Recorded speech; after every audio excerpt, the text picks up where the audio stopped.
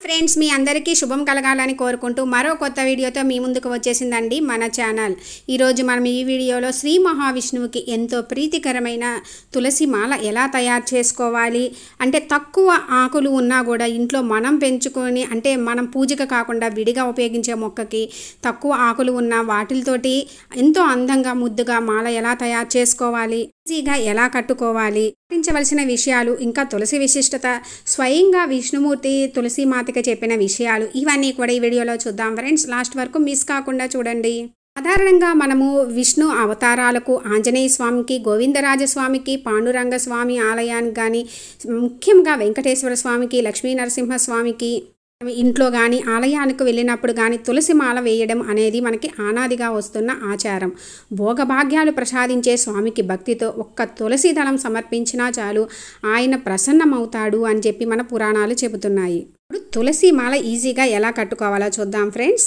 ఇంట్లో పూజకు వాడుతున్న తులసిని అయితే మాత్రం తుంచి మనం ఇలా ఉపయోగించకూడదు. విడిగా తులసిని పెంచుకొని అలా మనం ఆ మొక్క నుంచి తీసిన దళాలని వాడుకోవచ్చు.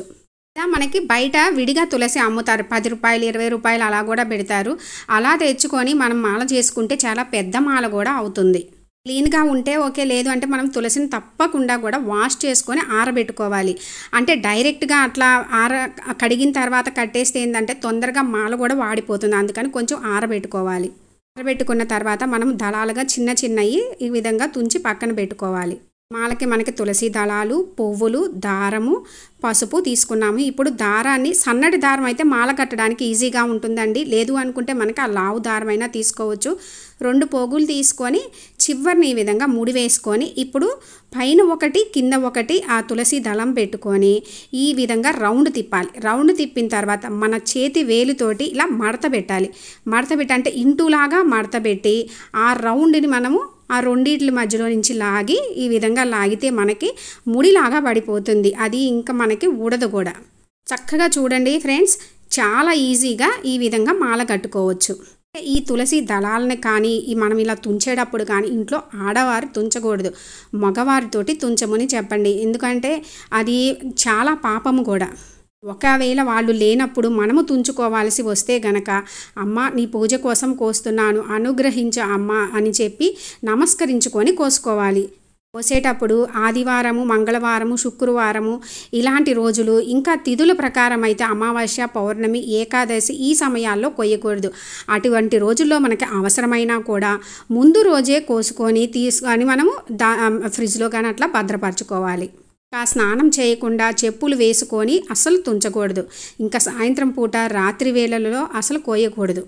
ఎలా పడితే అలా కోస్తే మాత్రం ఏ టైంలో పడితే ఆ టైంలో బ్రహ్మహత్య పాతకం చుట్టుకుంటుందని మన పురాణాలు చెబుతున్నాయి.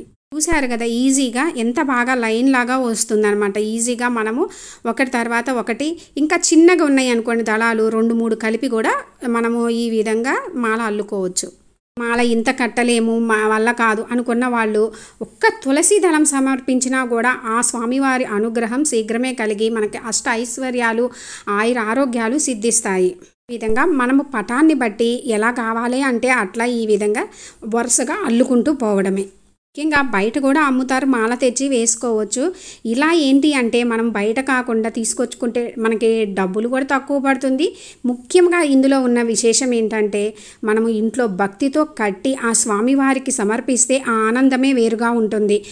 అప్పుడు మనకి ఏంటంటే ఆ ఫలితం కూడా రెట్టింపు కలుగుతుంది. కావాలంటే చూడండి, మనం మాల కట్టిన తర్వాత స్వామివారికి వేసినప్పుడు ఏం చేస్తాము, చాలా ఆనందంగా చూసుకుంటూ ఉంటాము. అబ్బా మనం కట్టిన మాల ఎంత ముద్దుగా ఉంది అని చెప్పి పదే పదే స్వామివారిని కూడా చూసుకుంటూ ఉంటాము. అవునా కాదా ఫ్రెండ్స్? నిజం చెప్పండి. అదే బయట నుంచి తెచ్చిన మాల అయితే మనం వేస్తాం, బాగుంది అనుకుంటాము. అదే మన చేతులతో కట్టింది అయితే ఇంకా చాలా ఆనందిస్తాము. చూశారు కదా ఎంత ముద్దగా బాగా వచ్చిందో. కావాలంటే మీరు కొంచెం దూరంగా కూడా కట్టుకోవచ్చు మన దగ్గర ఉన్న తులసి దళాలని బట్టి. ఇప్పుడు స్వామివారికి ఆ మాల వేసుకోవడమే.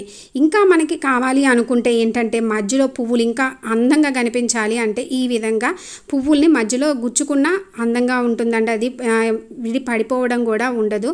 ఇంకా మనము పటంకి వేసుకున్న తర్వాత చక్కగా గుచ్చుకున్నా కూడా అలాగే నిలిచి ఉంటుంది.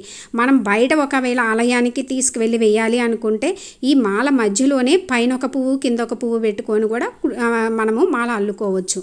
మాల అల్లుకునేటప్పుడు మనం తప్పకుండా ఒకటి చేయాలి. ఏందంటే మనము ఏ స్వామికి సమర్పిస్తాము అనుకుంటున్నామో ఆ స్వామివారి నామజపం కానీ పాటలు కానీ పాడుకుంటూ భక్తితో కట్టుకోవాలి. అప్పుడే మనకి ఇంకా పుణ్యం లభిస్తుంది.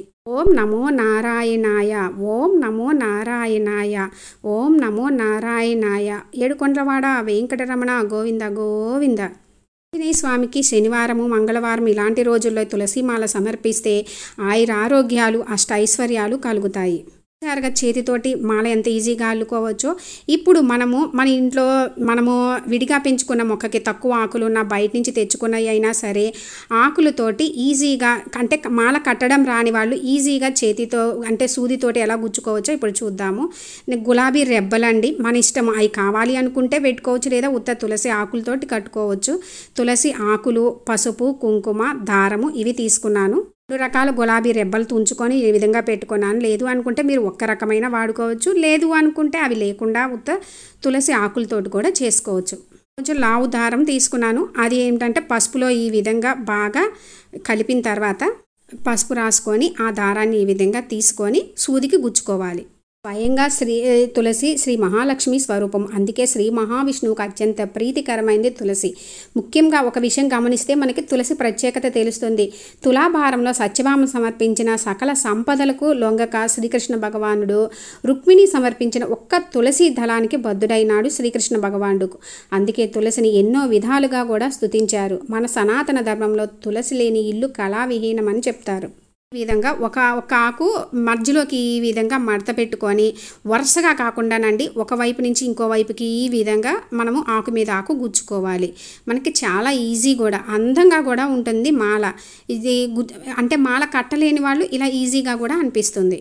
తులసి మాలని మనము తొలి ఏకాదశి, భీష్మ ఏకాదశి, ముక్కోటి ఏకాదశి, హనుమాన్కి సంబంధించిన హనుమాన్ జయంతి రోజు, ఇంకా శనివారాలలో, ఇంకా శ్రీరామనవమి, కృష్ణాష్టమి, విష్ణు సంబంధిత పండుగలు పర్వదినాలలో ముఖ్యంగా శనివారం రోజు ఈ వెంకటేశ్వర స్వామికి కానీ విష్ణు సంబంధిత స్వాములకు కానీ వేస్తే చాలా మంచిదండి.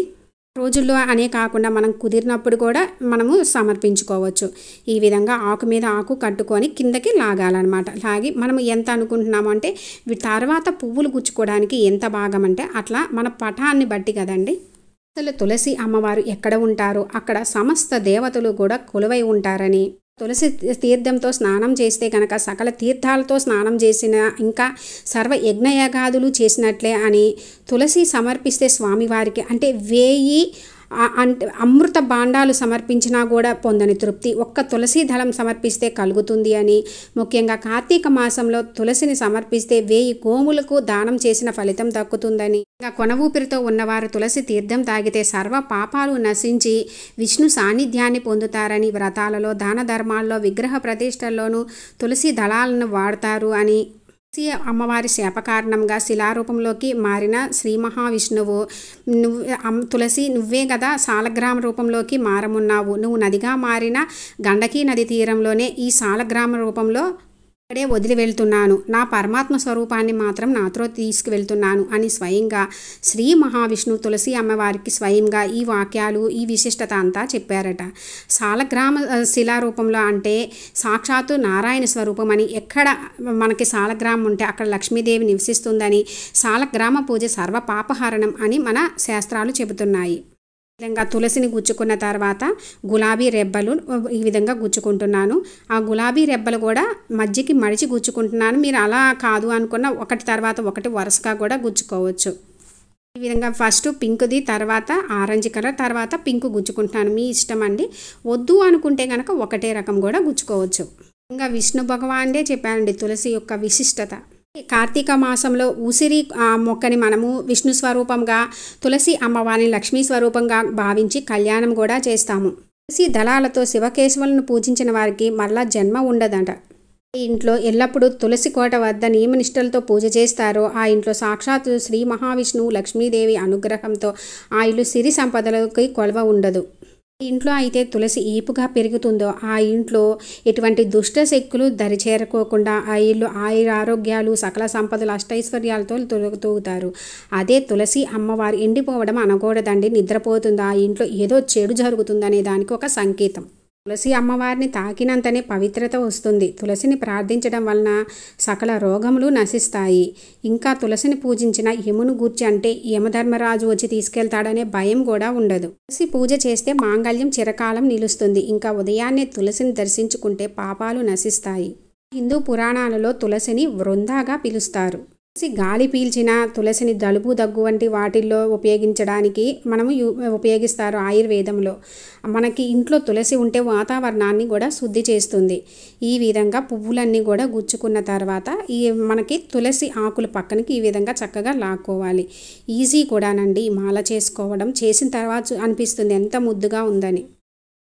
గులాబీ పువ్వులు గుచ్చినాక తులసి పక్కనకి జరిపి మళ్ళీ మొదటగా తులసి గుచ్చుకోవడం, తర్వాత గులాబీ రెబ్బలు గుచ్చుకోవడము.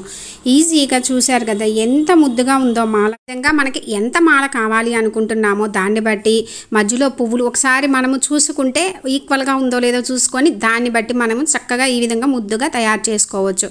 ఈ కట్టుకున్న తర్వాత అన్నీ ఎంత కావాలనుకున్నామో అంత లాస్ట్లో ముడి వేసుకోండి. ఆకులు కదా ఇట్లా లూజు అవుతుంది, అందుకని ఈ విధంగా రెండు వైపులా కూడా ముడి వేసుకొని అప్పుడు మనము చివరన కొంచెం పసుపు కుంకుమ పెట్టుకుంటే ఇంకా మంచిది. రెండు వైపులా కూడా ముడి వేసుకుందాం. ఈ విధంగా ముడి వేసుకొని చక్కగా స్వామివారికి మాల వేసుకోవడమే. మాల చూశారు కదా ఎంత ముద్దుగా ఉందో. అందులో ఇది మనము కట్టడం రాదు అనుకోవడానికి కూడా లేదు. మాల వేసిన తర్వాత దళముగా అంటే మనకి గుత్తిలాగా అంటే 5 ఆకులు అలా కలిపింది దళం కూడా ఒకటి స్వామివారి దగ్గర సమర్పించుకోండి. తులసి ఏ ఇంట్లో ఉంటుందో ఆ ఇంట్లో సర్వతీర్థాలు కొలువై ఉంటాయి. అంటే మనకి ఇప్పుడు జలుబు దగ్గు వంటి వచ్చినప్పుడు కూడా ఆయుర్వేదంలో వాడతాము. మనకి తులసి ఆ ఇంట్లో వాతావరణాన్ని శుద్ధి చేసి అంటే వాతావరణాన్ని బాగా శుద్ధి చేసి ఆ ఇంట్లో రోగాలు రాకుండా చేస్తుంది. యన్మూలే సర్వతీర్థాని యన్మధ్యే సర్వదేవతా యదగ్రే సర్వవేదాశ్చ తులసీత్వాం నమామ్యహం.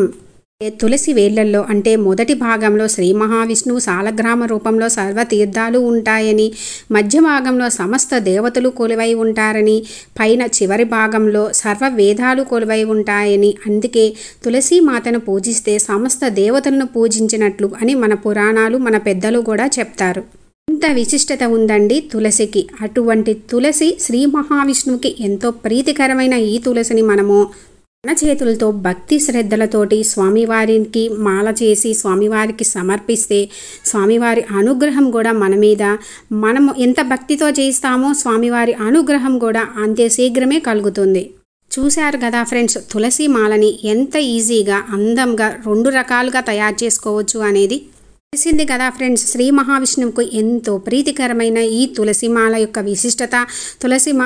విశిష్టత, తులసిని ఎలా ఏ సమయాల్లో కోయాలి అనేది, ఇంకా తులసి మాలని 2 రకాలుగా ఈజీగా ఎలా అల్లుకొని ఎలా గుచ్చుకొని తయారు చేసుకోవాలి అనేది భక్తి శ్రద్ధలతోటి మనము స్వయంగా మన చేతులతో అల్లిన ఈ తులసి మాలని ఆ శ్రీ మహావిష్ణువుకి సమర్పించి భోగ భాగ్యాలు అష్టైశ్వర్యాలు ఆయురారోగ్యాలు పొందాలని కోరుకుంటున్నాను ఫ్రెండ్స్. నా వీడియో మీకు నచ్చినట్లయితే లైక్ చేయండి, షేర్ చేయండి, కామెంట్ చేయండి, సబ్స్క్రైబ్ చేసుకోండి. పక్కనే ఉన్న బెల్ ఐకాన్ క్లిక్ చేసినట్లయితే నేను అప్లోడ్ చేసిన ప్రతి వీడియో కూడా మీకు నోటిఫికేషన్ వస్తుంది ఫ్రెండ్స్. Thanks for watching.